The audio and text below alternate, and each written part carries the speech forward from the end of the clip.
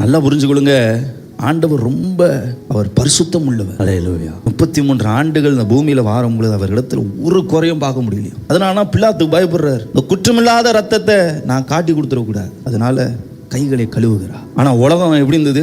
பரபாஸ் வேணும், இயேசு எங்களுக்கு வேண்டாம். இன்னைக்கும் சில சூழ்நிலையில என்னையும் உட்பட்டு சொல்றேன், பல நேரங்களில் பரபாசை பிடித்து கொள்கிற, இந்த உலகத்தை பிடித்து கொள்கிறவர்களா இருக்கிறோம். சபை ஆராதனை வேண்டாம், இந்த ஜபம் வேண்டாம் அப்படின்னு சொல்லி நம்ம மாம்சத்துக்கு கொடுத்து இயேசுவை வெட்டுறோம், பரபாசை பிடிச்சிக்கிறோம். ஆனால் இயேசு தான் நமக்கு ஜீவனை கொடுத்தா. பரபாஸ் ஓடிட்டு பிசாசு அவ்வளோதான், அவன் வாழ்க்கையில சின்ன பின்னமாக்கி அவனுடைய ராஜ்யத்தில் இழுத்துருவான். சில மனுஷர்கள்லாம் நம்ம கூட இருக்க மாட்டாங்க, ஓடிடுவாங்க. நம்ம கஷ்டப்படுற நேரத்தில் ஓடிடுவாங்க. ஆனால் பரிதபிக்கிற பிரதான ஆசாரியர் சொல்லி வேதம் சொல்லுகிறது, உனக்காக பரிதபிப்பார். உன் பலவீனங்களை அவர் அறிந்திருக்கிறார், அதனால வாக்கு கடங்காத பெருமூச்சுகளோடு கூட வேண்டுதல் செய்வோம். அப்போ அந்த ஆவியானவர் நமக்குள் இருப்பது தான் நமக்கு அடையாளம். கிறிஸ்து நமக்குள் நிலைத்திருக்கிறார்.